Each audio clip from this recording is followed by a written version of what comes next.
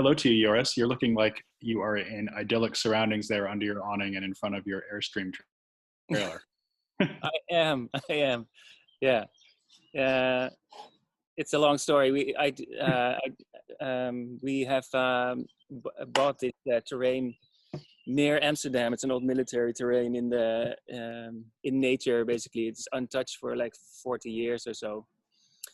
And we bought it with 26 families to start live here and work. And we don't have a living permit yet. So now with all the Corona issues, I cannot really go to the office or to the studio.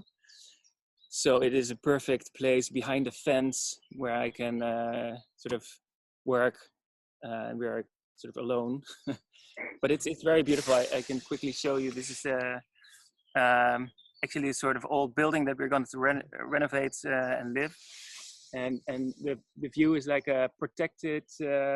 A forest is a large word, but it's it is a lot of trees basically and canals that are supposed to prevent fires and explosions going into the city. I see. Okay. It's a monumental area. So you have some serious room to roam and think then. That's great. It has been really a privilege to be able to be here. It's if you think about all these people that are in the city, and we have a house in the city ourselves, and we sometimes get crazy. We have 3 kids, so we really need to go out during the day, and this was a good solution. Excellent. Well, we're really glad you're safe, and so excited to have a chance to talk to you today, of course. I'm going to go ahead and jump right into images because we have so many to show and so much to talk about. But if folks who are listening will, first of all, say hello and just let us know where you're zooming in from. And then also, if you do have any questions for Joris, we'll try to get to those at the end and just put them in the chat box while we're talking, and we will try to answer them. So with that, let's plunge into your universe, Joris, which is a dazzlingly beautiful place to be, and also a very compelling place from the point of view of technology and progressive thinking, and I think also the philosophy of design.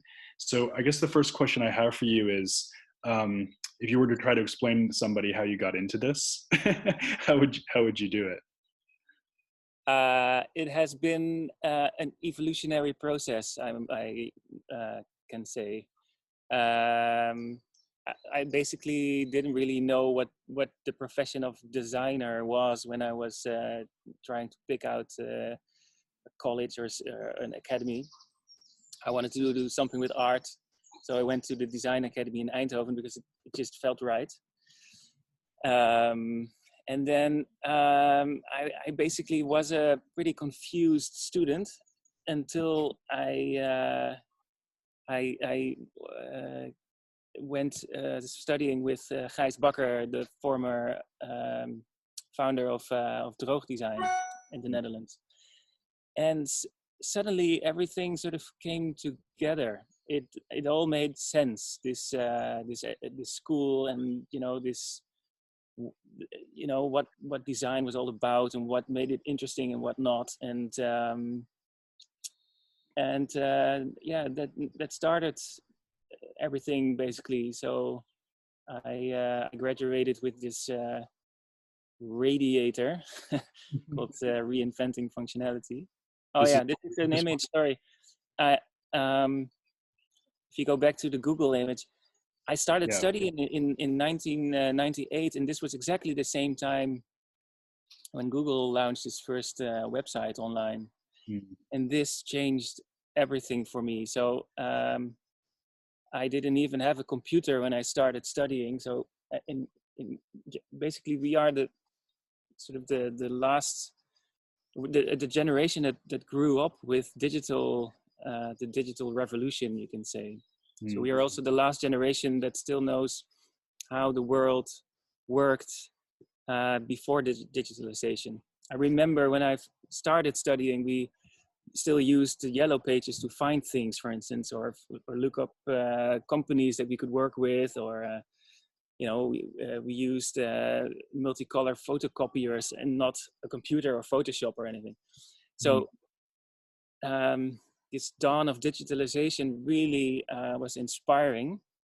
And all of a sudden you had this huge amount of information that we could sort of use to create work, and also to find people that were way smarter than ourselves to sort of collaborate with. So I think in a sense the internet was like super important for everything that I do. And the other image that you, oh, sorry. Yeah, I was just going to say it's so interesting to be a bridge generation in that sense, because of course I am as well. You know, we can remember the analog, but we're also so profoundly by the digital. Yeah. How old are you? I am 47 this year. 47, okay. Yeah, I turned 40. Hmm. So, yeah, this is a really, usually when I do a lecture, I show this image. Anita, who is sitting here, who is my wife and co-founder of the lab, she is the first girl I actually started texting with. So I used to write a lot of love letters to girls and stuff. And the strange thing, it says, "Oh, Joris, didn't you hit your head too hard against that lamppost?"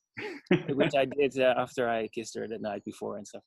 And but it's funny how digitalization is like super efficient and things like that, but it also it's kind of sad that we are losing such skills or human factors like writing letters and taking the time to actually write down your thoughts and hopes and dreams and stuff and send that to somebody. And it's kind of analog or an analogy to a lot other things that digitalization and technology is sort of causing. And on the one hand, it's like fascinating and magical and like fantastic opportunities and everything. But on the other hand, we're also losing some really profound and beautiful aspects of life. So when we come to your first major design project, then the heat wave radiator that you mentioned earlier, do you think that one of the things that Object stands for is introducing a kind of romanticism into this digital era? Is that a fair reading? I don't know if it if this work already had so much to do with digital, with reacting on the digital world. But it has to do with romanticism, I guess, or expressive form. When I was studying back then, everything was kind of about soberness and conceptual design for sure, but also about getting the essence and trying to be as sober as possible. And I just wanted to create something highly like a concept, but highly aesthetic at the same time. So like a sort of romantic sculpture on the wall with a very strict logic, like form follows function. Basically. So Rococo has a larger surface area, so it would give more heat to the air. So it would just be more efficient if it looked crazy like this. That was kind of the thinking. So this was part of thinking about functionality and sort of creating freedom in quite a sort of a rigid, strict world that is becoming more and more about efficiency, in my opinion. So the climbing wall, for instance, is very much about that too. It's about breaking your routines and showing that not everything is about efficiency. Like this is placed in a housing complex where you can take the elevator behind the wall, behind the climbing grips. There's also a staircase behind that one. So you can either take the stairs or the elevator, but you can also climb up this wall to go to the first and the second level.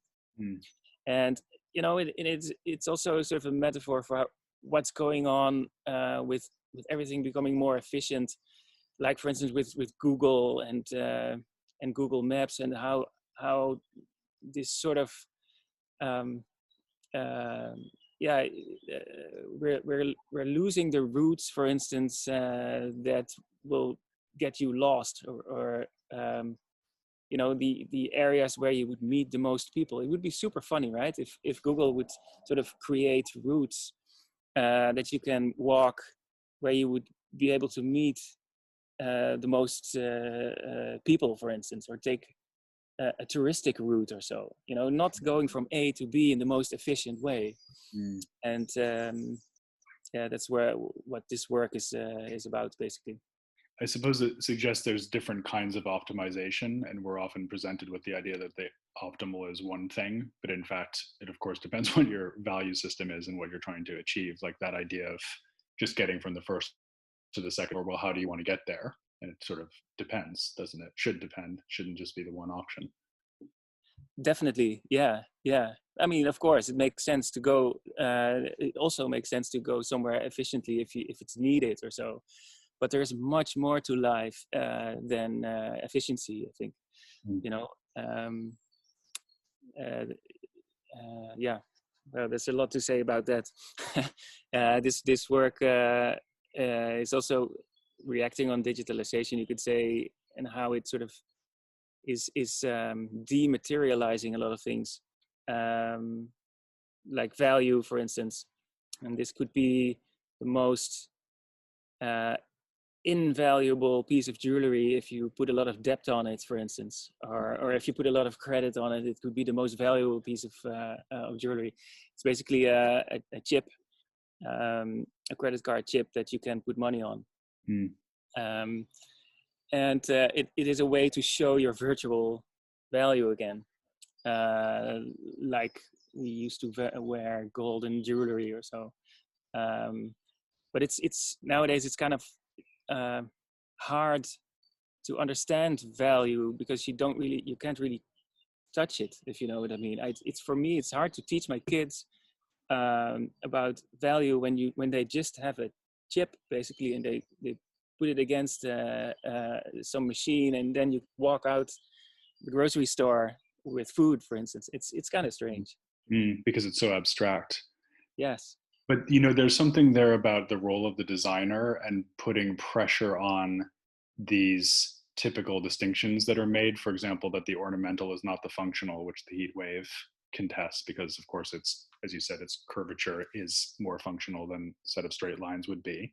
Or the question more broadly of whether the aesthetic is itself purposeful. So that idea of the climbing wall is kind of creating an opportunity for experience that would have a different purpose than just going upstairs. And I feel like that kind of roundaboutness, like not taking the most direct path, and yet the paths that you do take very, very rigorous and thought through, that seems to be a really strong leitmotif and sort of connective tissue throughout your career. Yeah. Yeah, and then there is experiments. So this is it's also sometimes things are done also in coincidence. So we in this case got together with a scientist working in a laboratory, working on biomedical things, and we started talking, and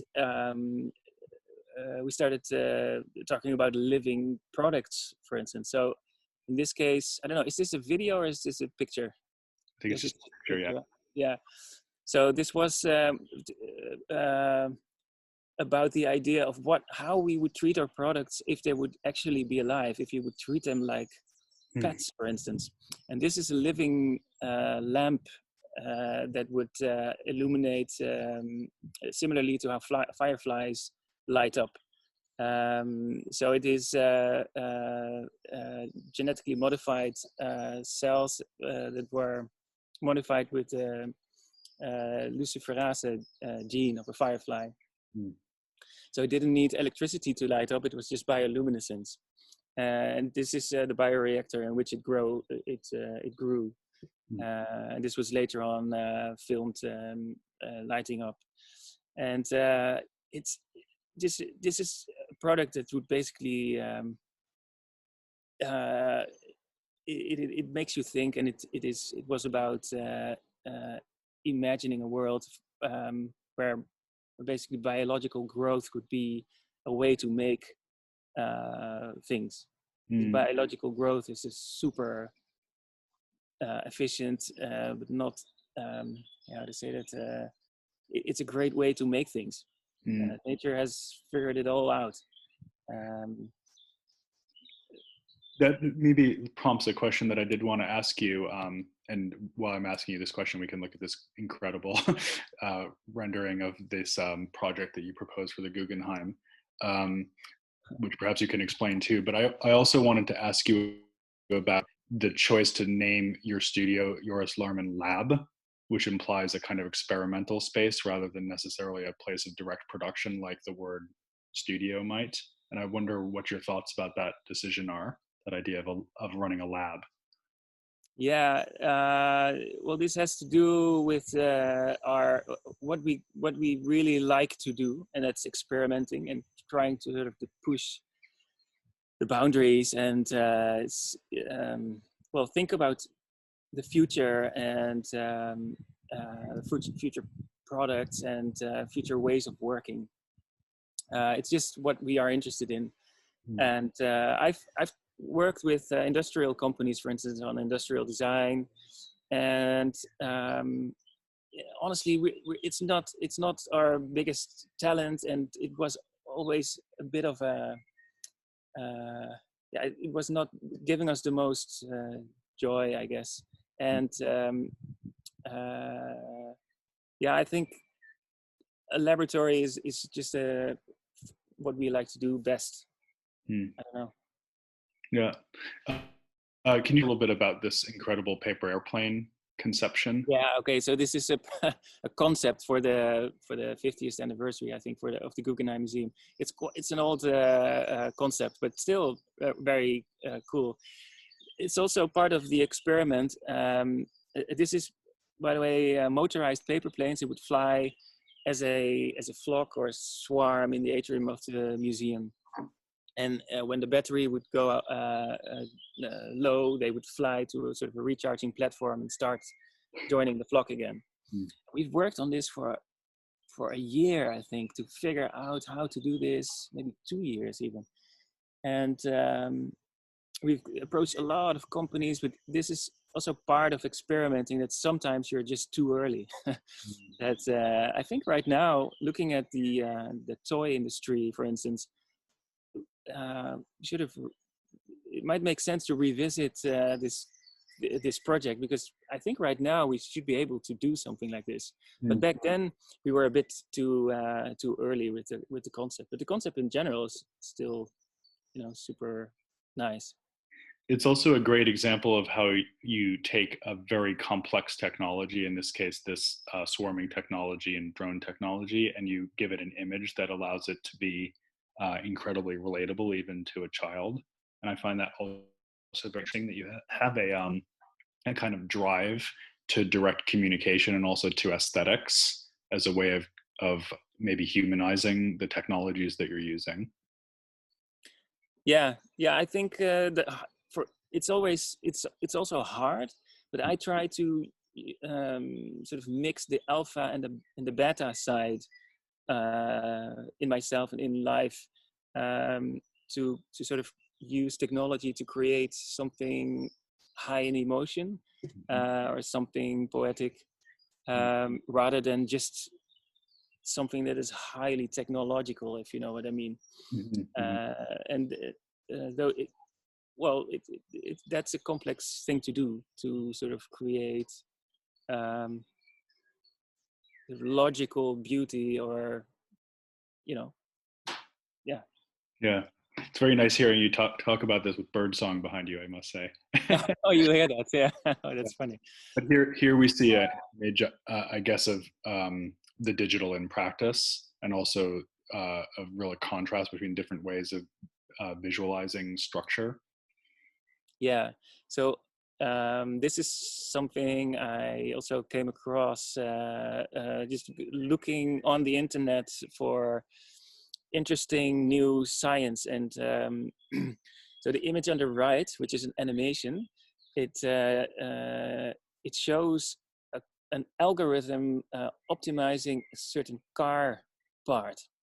And I was totally blown away when I saw this. It was part of a larger documentary about mimicking nature. And the amazing thing about it, in my opinion, is that it doesn't just uses an algorithm to sort of optimize a form and reducing its weight, but it also creates a really beautiful organic aesthetics.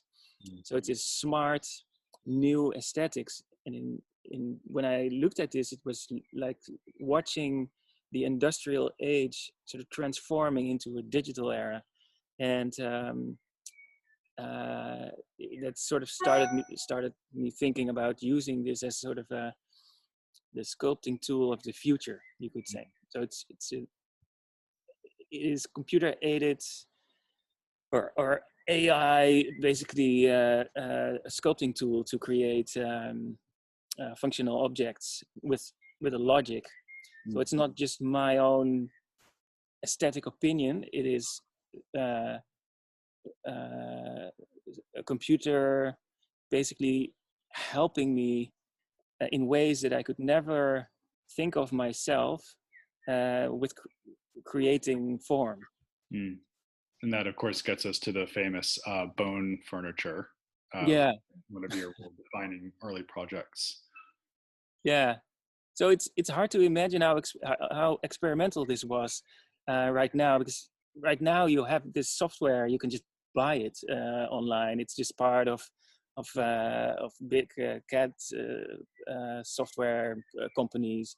But back then we had to really like wait 2 weeks for every iteration that the computer would calculate for each try, basically.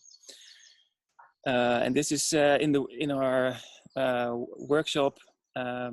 This is actually a workshop somewhere in a village near Amsterdam by a company called Gravotech, which helped us to create a ceramic 3D printed mold.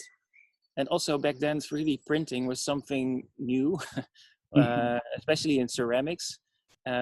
So it was all pioneering, basically. And the problem with this form was that you could not make it in another way. So it's really hard to weld all these parts of aluminium and not seeing the weld marks and stuff. So we wanted to cast it in one piece, and that's why we created the ceramic mold in which it is cast in one piece. And there we see the object finished and beginning to get polished as well. Yeah. Yeah, because there's also a lot of handwork in this after it's formed, correct? Yeah, I think handwork is a large part of our work, and this is something we think is really important as well. Like I think, our world is becoming more and more virtual, and I always think it's super nice to be in a workshop and actually smell and touch wood, and our world is three-dimensional and not inside a computer screen. And also I find myself behind a computer screen more often, which I hate. I really don't like it, but it's also a sort of a necessity to because you can't really ignore digital our digital age, you could say. So I think the combination is nice between handcraft and digital tools. We've evolved as a species, for hundreds and thousands of years, being in nature and in three-dimensional surroundings and touching and smelling, and it's kind of we hardly had any time to evolve into these sort of data filters, sitting behind our computer screens. So it is not. I really feel it's not healthy to be only in your head or in two dimensions. I really need to work with my hands, and I think it's an important part of life and work in general. Do you think that it's also the case that the analog and the digital throw one another into a clarifying perspective? Because I look at an example like this piece from the Bone series, and it strikes me that it is like a skeleton and like a tree branch structure, but then it also could be read as being quintessentially digital, and it's like you can occupy these two different vantage points on it, each of which seems more interesting related to the other. You know what I'm saying? Like that moving back and forth from the analog to the digital, both in terms of how you make, Yeah, in terms of how you look, and they make each other more interesting, not that rather than contradicting each other. yeah. Well, it's like I see it, although you can't really categorize it like that, but it's combining those alpha and beta things like digital technology and human craft. Uh, uh, they when you combine those, something really interesting happens. I think, Mm. and yeah, Yeah. It's also interesting in relation to what we were talking about earlier about optimization, because as I understand it, there's also a kind of algorithmic logic behind this series where you're to some degree using a kind of deal structure, like having a kind of attenuation of the support structure to support the weight. And so yeah. there's a formal efficiency here, but of course it's also very beautiful, but it is the same beauty that we see in nature, which has its own kind of optimization. So there is a kind of um, ideal, kind of platonic quality to these objects that I find fascinating. I think so too. But at the same time, you can't repeat yourself over and over in this way, if you know what I mean. It's like Yeah. in a way, so, what can be considered as sort of perfection is really boring in the end, because you always come up with the same result, right? So you should see this as a sort of it's an experimental work, and because you do it the first time, and it is figuring out what this algorithm can do and what it means, and what and all these things, and how it could be manufactured, and but then in the end, the tool itself, it remains a tool, right? It's like it's a computer aid that you can use to get to be informed in a smart way that is way too complex for your own brain to compute. Um, yeah, but so I think you can't. If this was the only thing I would do, I would get crazy. Yeah. Because It's interesting too, because it's like calling a bluff of modernism, because modernism implied that there was a kind of progressive logic that could get you to the right answer for a specific purpose. And I really love the point that you're making, that once you've found that solution, immediately you want to move on. And yeah, you know, uh, yeah. I have the tendency all the time, actually, so it's yeah. it's hard. But it's funny because I heard you talk to Ron Arendt recently, and I remember we did a lecture at the V&A once, and you you talked about that little quote that somebody asked if it made sense to make another chair, right? Yeah. And I replied with like, hey, you don't ask a writer if he should write another book or Right. something like that. I don't know, but Or a it's musician, basically, why they're writing another song when we have plenty to listen to already. yeah, exactly, yeah. And well, nowadays you have a lot of algorithmically made songs, right? Yeah. And well, the first classical music play that was done by an algorithm, it was computed in 1 second, and I think it's 45 minutes of music that sounded like Mozart or something. It's fascinating to listen to as an experiment, Yeah. but then you shouldn't really use this, right? Because otherwise, if you have um, the beautiful thing with listening to music made by a musician is that you sort of communicate with the author or the creator. Mm.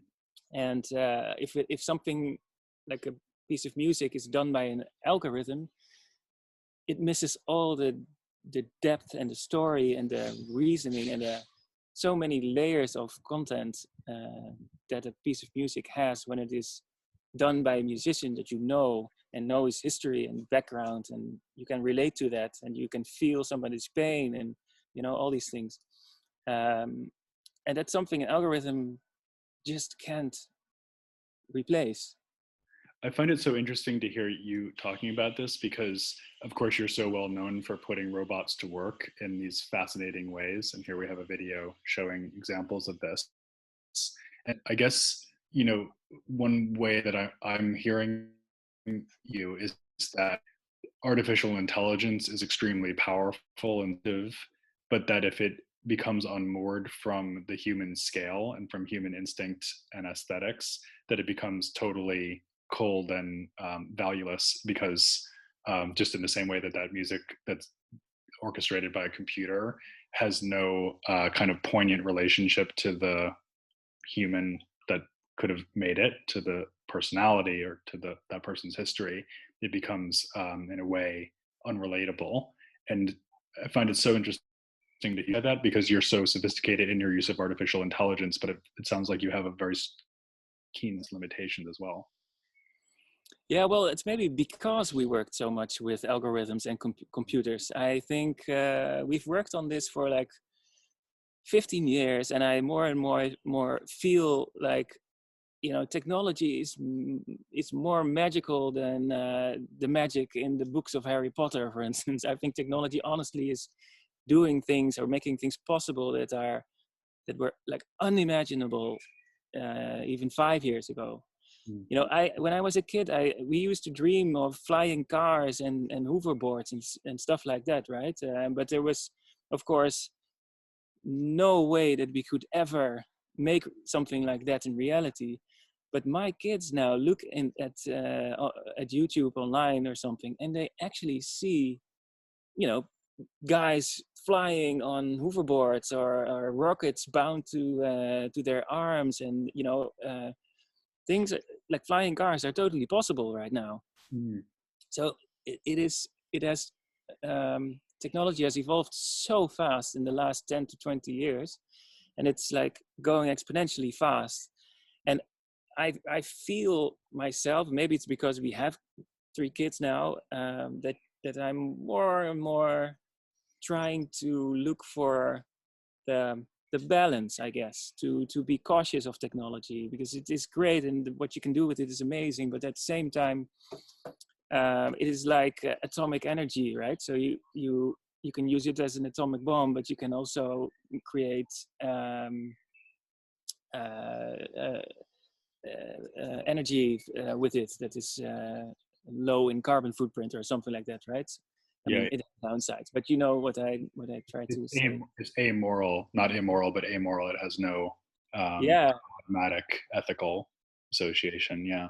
But it is very important that we put it we put it on the agenda, or so, the ethical consequences of technology and things like that. Mm-hmm. I didn't feel like that 15 years ago, and this is something we are thinking about a lot. Can I ask you a question about that to do with complexity? Because you said something earlier that struck me, which was that artificial intelligence, as in the application of the algorithm to the bone furniture, for example, can produce a form that you can't hold in your mind, or you could never create just with your own human resources. So it's a kind of assist to get you to a higher level of complexity. But I also wonder whether complexity is part of what makes technology frightening, because it allows to come to conclusions that we can't retrace. In other words, we don't quite know how we got to that conclusion, and yet the conclusion is sitting there staring us in the face. And even looking at a video like this one, which again, reiterates this image of the paper airplane, and you start to think about the building blocks of complexity and at what point it starts to escape you and become you know, terrifying or anti-human. It just makes me think about this as a maybe a dystopian reading of projects like the voxel furniture. And here we have this idea of the pixelation leading to the, you know, more and more resolution and refinement Yeah. until, yeah. So this idea that if you put together enough bits or enough pieces of information, that you start to lose control of the, or you become unmoored or unanchored in some sense. Yeah. Yeah, basically this is about this, exactly that. So it's about the implications of these technologies. And I am also amoral about this, for instance, because I think that these tables are just fabulous in the way they look. But what they mean is that uh, um, this is actually based on a project done on many universities in the world, who are working on self-assembling robots. Basically, molecules, robotic molecules that would assemble themselves into certain forms. And if you would be fed up with a form, you could just upload a new design to these basic building blocks, and they would deassemble themselves into a new form. Fascinating. I think it's fascinating to think about the future of that. And it has also very beautiful implications. Like, you would basically need one volume of molecular building blocks, and you can make a lot of different things. So you don't have waste, and you don't have all these other wasteful issues. But at the same time, when you zoom into reality, like if you zoom into the physical world, like I was on a boat trip to Norway, and I looked out the window at night, and you saw it was heavy weather, and you saw the waves moving past very heavily. And it was just amazing, the thought that the complexity of reality, and if you would zoom into these particles, the water particles, and you zoom into them closer, there's like an infinite world of complexity that is all interconnected with the large universe and everything. Like, you know, sometimes you have these thoughts.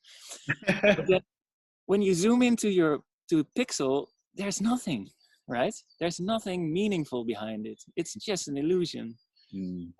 So in this way, it is kind of like, it is science trying to mimic nature. And this is, yeah, it's showing the iterations. Like it starts with a centimeter cube, and it goes into more higher definition, Yeah. until it almost becomes a new material. And it's beautiful to look at. But I think yeah, the story behind it is always, it's also interesting, I think. You know, that idea of objects being fungible, meaning they can just transform one into another, almost like money. So it just can assume a different form the way that this information does. So you can take the table apart, just build something else with the same materials. It also strikes me that that has a kind of dystopian quality, because it does seem to imply alienation from our bodies. But then it also has this very empowering quality that, to me, is something you picked up in the Maker Chair project, which is really about enabling people to make things in this very, very radically distributed fashion. And I wonder if you could explain some of the ideas behind that project. Yeah, this was about our sort of our love and hate relationship with digital fabrication Yeah. and 3D printing in primarily. So I think back then, when we made this work, it was at the height of the hype of 3D printing, and we always were looking at this like, what, you know, what can you really make with these things, right? It's usually, you know, everybody was making tiny little toys, or you know, flutes or whatever, you know. It's these basically throwaway things. So we were wondering if we could make something large scale and functional with these really cheap printers that you could buy everywhere for almost like $100 or something.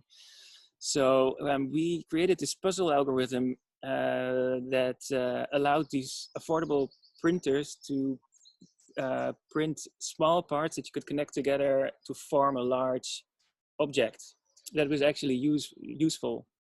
And we worked together with this company called 3D Hubs that would find, if you didn't have a 3D printer yourself, it would find local manufacturers that you could ask if they would print it for you. Mm. And yeah, and we put the algorithms online, and it was downloaded, I think, 10,000 times or so. It was really successful, and we got a lot of feedback from people that actually made the chairs, and it was about the promise of digital fabrication, I guess, that you can distribute blueprints of a design all over the world, and locally people could actually manufacture it from local materials. And it also allows local manufacturing, local craft, which is, you know, a great promise, if you will. I think it is still somehow very underdeveloped. Yes. But it has such a beautiful promise, digital fabrication. Yeah. It also, to me, it suggests the advantage of focusing on the unit of information, because what you did was, instead of thinking about the chair as a totality, you started thinking about the structures that would produce the chair. So it's almost like you were thinking about the one bit of information, like the voxel, and then the cube that builds the table, for example, and thinking, well, what can I do in that space, that smaller space, that's then going to build out to this object, which is also, it seems to me, similar to the logic of this project of, you know, thinking about air vortices and the way that they can produce lines, or a kind of automation of drawing, maybe would be one way of putting it. And then, as we'll see in a minute when we look at the gradient furniture, again, there you're thinking about how the constituent component of the object can be the arena in which you're doing the innovation, and then the object results from that more kind of focused attention to the component as a generative unit. Yeah. Well, yeah, one is, you know, it's called parametric design, of course. So you use a system basically that you can that you can apply to multiple purposes, and in this case, I think it's a bit different. It's also computer aided form finding, so also high in complexity, something we could never really design with your own brain. It's all random. This was done with the help of Mark J. Stock. He's a professor at the university in the USA, who works on vortexes, and they are just beautiful in complexity. And, you know, in a lot of our works is about, we talk about ornament and about the sort of a conflict between efficiency and inefficiency, or sort of humanity or emotion. So in this work, I try to find the tension between ornament and function. So clients could actually choose the amount of ornament that they want in a functional bookshelf. So the lines that you see later on became the shelves of a bookshelf, but then they would be sort of destroyed by this algorithm that sort of transforms these lines into, you know, highly ornamental ornaments. And you literally see in the work sort of the play between function and ornaments. And of course, this is a very long debate in design, right? So since Adolf Loos's famous ornament and crime. Yes. Yeah. There's also an interesting relationship to time in this project because it's like the vortex is an infinite set of possibilities, and you're just giving us one cross section or one moment also in which Yeah. that form is developed. So there's a real sense of selection from a field of infinite possibilities. Yeah, you can basically say, you can press the pause knob, the pause Yeah, button, and then you get a result that is totally random or mm, unexpected. exactly. Let's quickly move on to the because we're going to run out of time soon, Joris, because there's so much to talk God, about. we didn't even start. Yeah, I know exactly. Um, but let's move on quickly to microstructures, and then we can finish up with MX3D, the spatial printing technology that you've developed.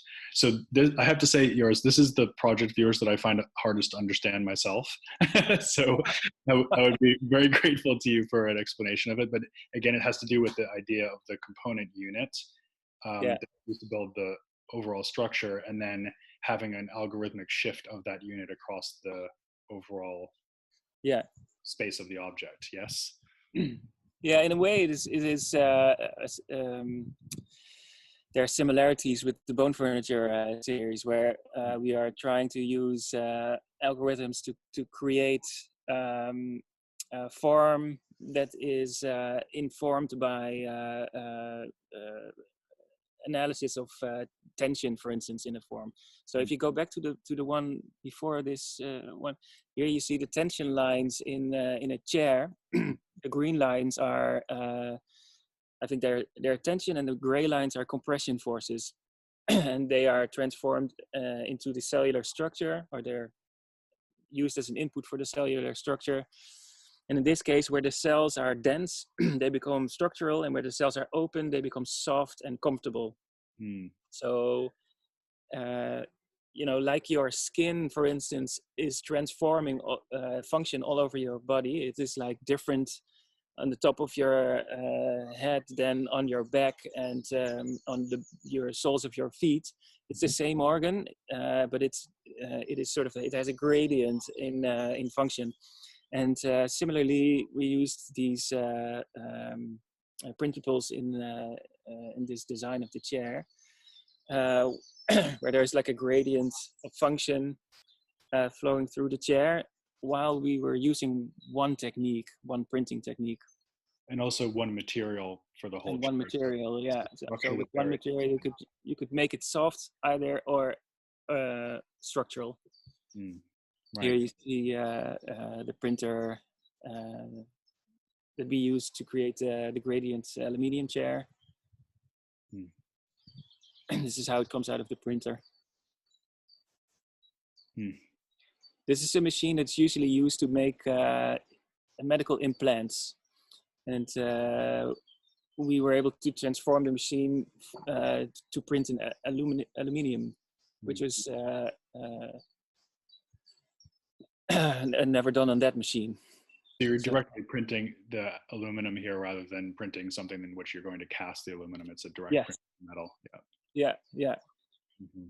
Yeah, and it's it's fascinating to see what you can do with these algorithms. So the chair is transparent from three sides. So from the top, from both sides, you can look straight through the chair, Mm. while it is a three-dimensional structure. And so the chair here is solid, where we need its strength and stability, and it becomes more lightweight and open where you want to reduce the weight of the chair. It's fascinating too because it's almost flip of the heat wave radiator, where now structure has become the ornament. Like Yeah, the logic of it has become this very kind of decorative thing of the coming and going of the form. yeah. Creates pattern, I suppose is what I'm saying. Yeah. Mm-hmm. Yeah, these are sketches, really sketches. Mm-hmm. But all these chairs have similar concepts. And this chair was based on long cells that would morph into different functions along their height. Mm-hmm. How do you select the materials in which you're going to make these objects, like the copper, for example, in this case? Well, this technique of growing metal on a plastic, basically, is first done in copper. So copper is only highly corrosive, which is not easy to solve. So usually it is used with an end layer of nickel. But when I saw the chair done in copper, it was just too beautiful to then create a nickel layer. So this was going to be an intermediary step and was going to get covered up. We had to stop it there. Fascinating. Well, if you don't mind, I'm just going to, go ahead. Beautiful object, but I'm going to move us on to MX3D, which is our last big topic. And it is a big topic because I have to say, Joris, if you had invented nothing else, this would already be enough to have made a figure of historical significance in design history. So again, if you could just explain the technology, but then also the ideas behind it and its implications. Oh, yeah. Yeah, the sound can go. So this was a research project, which also started with our love and hate relationship with 3D printing, and we wanted to make a printer that allowed us to print large scale, because all the printers that we were able to buy only allowed us to print in these small bounding boxes. So we bought a second-hand robot arm and wrote software to control it.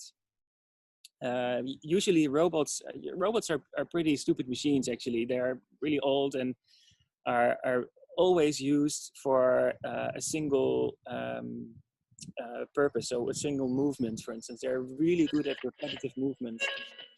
But right now with new software, you can actually make the robots do these infinitely complex movements.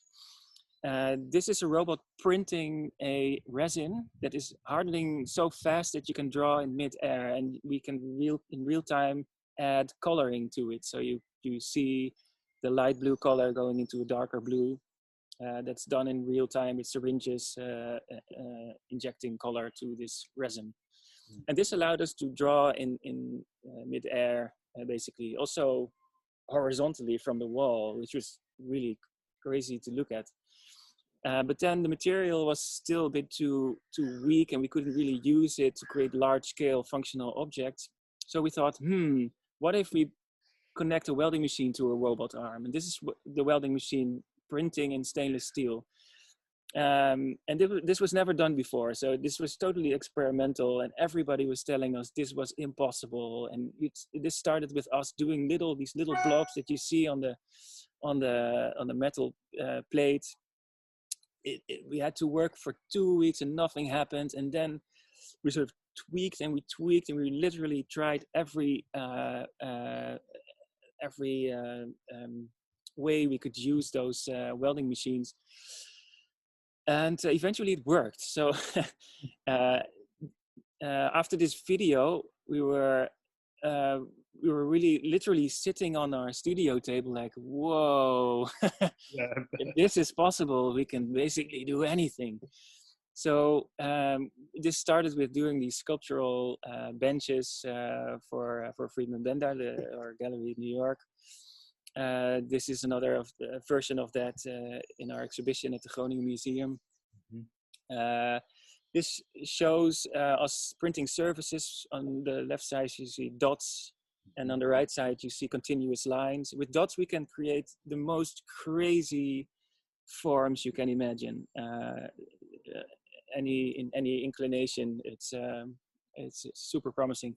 We can print any weldable metal. So this is the first piece we did in bronze. We just finished a new piece in bronze, by the way.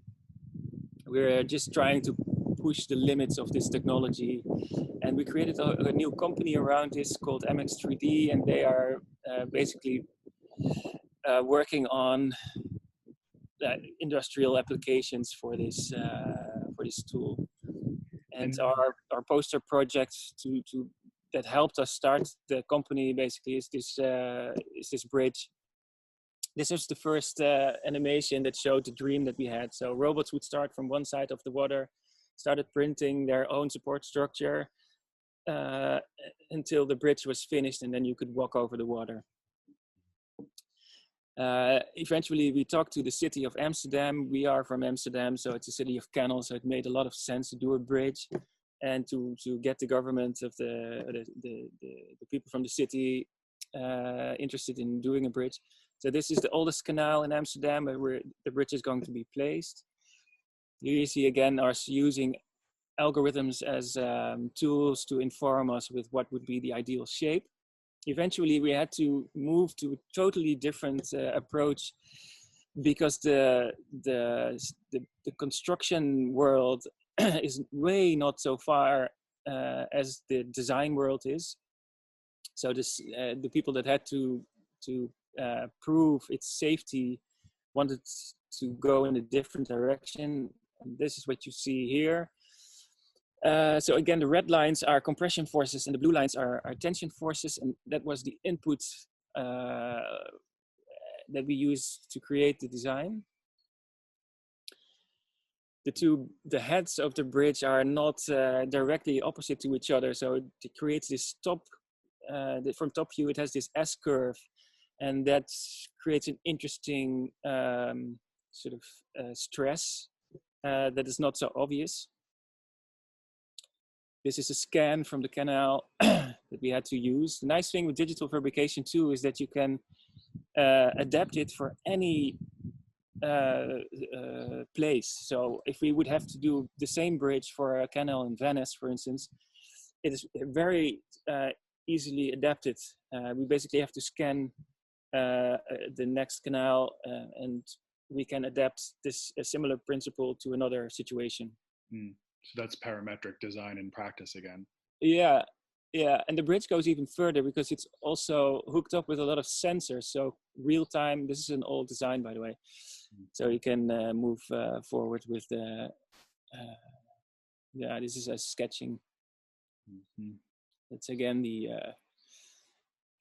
but the bridge is hooked up with all kinds of sensors that measures the health of the bridge and the people walking over the bridge, so it can monitor crowds.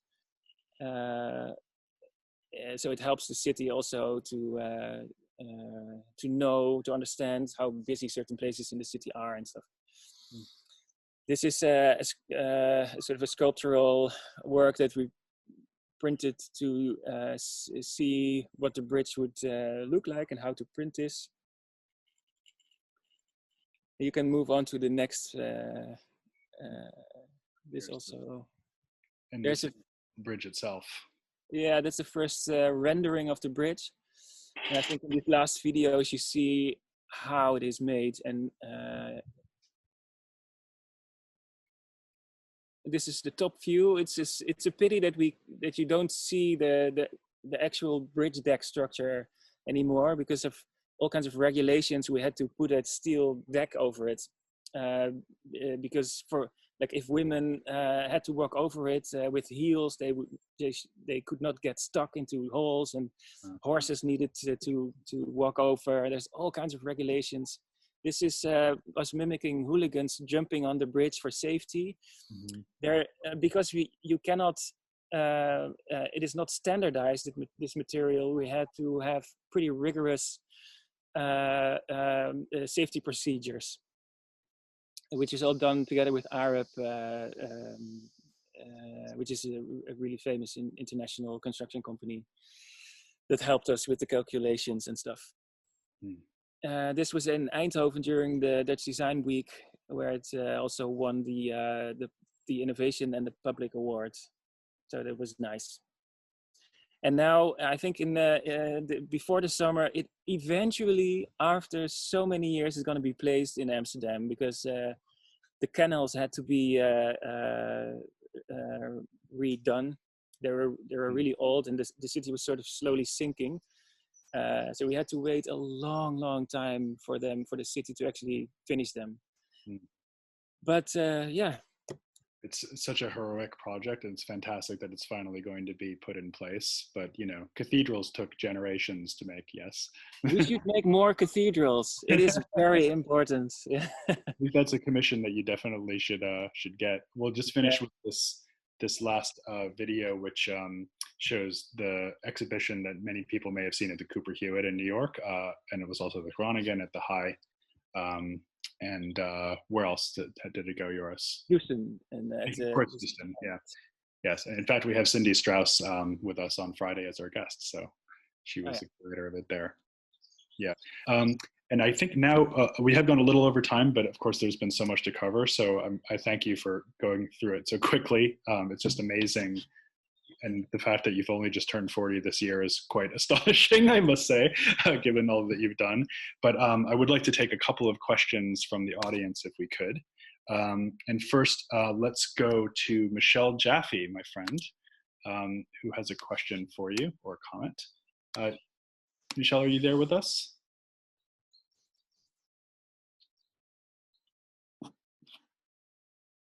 Yes, I am. Hey, Michelle, how are you? Hey, how are you? This has been wonderful. Thank you. Thanks for tuning in. What's your question?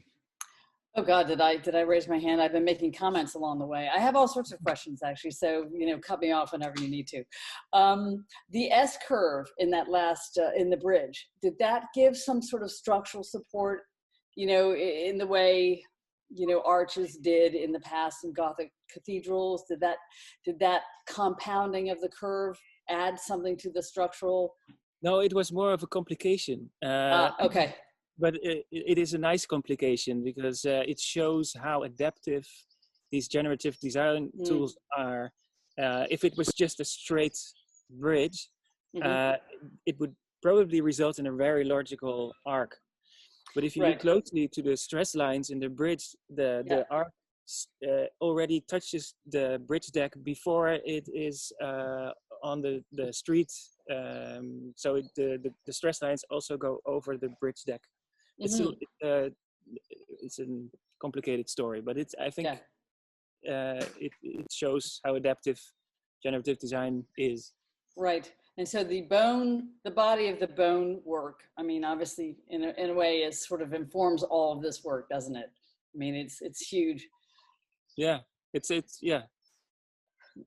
Another question on that. When I first saw that work, I guess when it was shown probably at Friedman Benda years ago, I thought that's coming from sprues, from a regular small form. What am I trying to say? From a regular mold that you use for jewelry, you have to, make the pathway or the canal for the metal to shoot into the casting, right?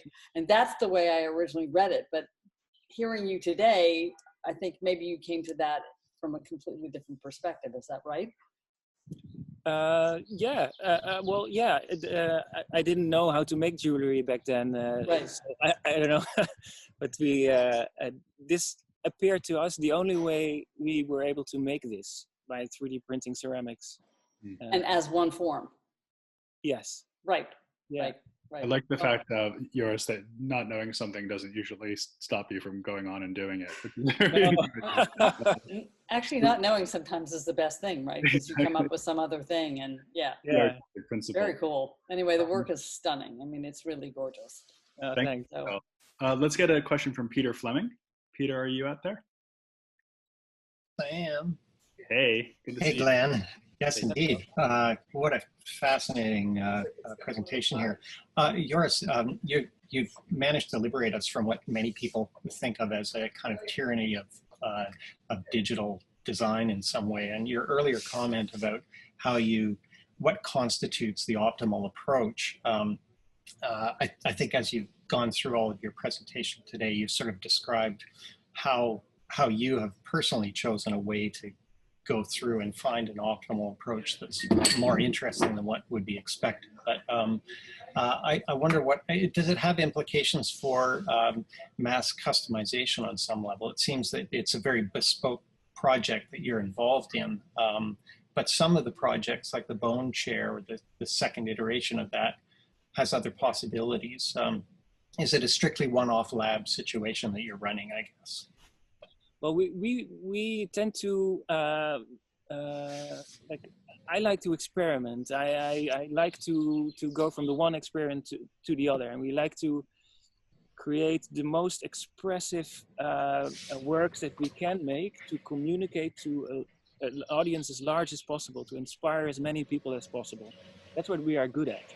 Other people are good at um, translating those ideas into industrialization, for instance. We've set up for the metal printer, for instance, we had to set up a company, and this company is printing like moon landers, for instance, or robotic arms and things like that that have nothing to do anymore with my experimenting with sculptural form. And a similar thing with the algorithms for the bone furniture. I know the former CEO of Autodesk, for instance, the software company from Silicon Valley, who also approached us for like, hey, how did you do that? And it's like many years ago, and now they have it in their software package. And we also work with their engineering team on new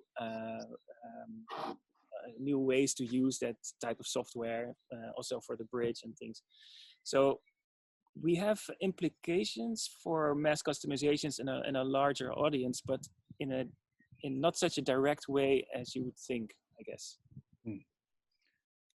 Great. So let's just take one last question from Eric Arsofsky, who has some questions about materials. Eric, do you want to go ahead and ask Joris about this range of topics about biomaterials and so on? Sure. Hey. Hi, how's it going, everyone? I've really enjoyed the talk so far. I've just noticed recent innovations with new biomaterials coming up, and there's very exciting companies in Europe, all through the Middle East and US, who are printing with certain earthen materials to sort of construct houses from the ground up, layer by layer. And even featured in the show, I believe, the Cooper Hewitt, there was an example of algae 3D printing. And I'm just wondering what you might think is maybe the next most exciting material to work with. Yeah, so we are at the moment very much working on projects with biocomposites, for instance, and wood and timber. I'm a new believer in a very old material like timber that can be beneficial to us in many, many different ways. This is something that is pretty hot now in the architecture world, of course. I don't know if you've noticed, but we should plant as many trees as we can, and we should try to put as much carbon as we can into the most beautiful objects that you can imagine. So we store it for the most amount of time. And that's something we should all work on really hard, to make beautiful things that you don't want to throw away. And if they should be thrown away, then they should be compostable. That's the thinking. Any biomaterial makes a lot of sense, in my opinion. I know those people they were printing with algae, by the way. They're friends, and they're like, I think it's brilliant. And you're actually working on some timber architecture for the, just to bring us full circle, for this kind of land that you're on, this commune that you're building. It's still very in an early phase, but yeah, we're studying on how we could use digital fabrication and timber architecture, and how to combine them in a smart way that is also that we can also use in a in a larger volume than we usually work in. Okay, well, Joris, I think we're going to have to leave it there, unfortunately. There's so much more we could talk about, but I think people need to go have lunch here in America. Maybe you need to have dinner. Patricia Taylor just said in the chat box that throughout the presentation, she kept thinking Leonardo da Vinci. And I know it's not the first time the comparison has been made. But certainly, like Leonardo, I have a feeling we're going to be catching up to your ideas for a very, very long time. And it's been an incredible opportunity to talk to you and sort of dive into some of them. So thanks so much for joining us. Great, thank you.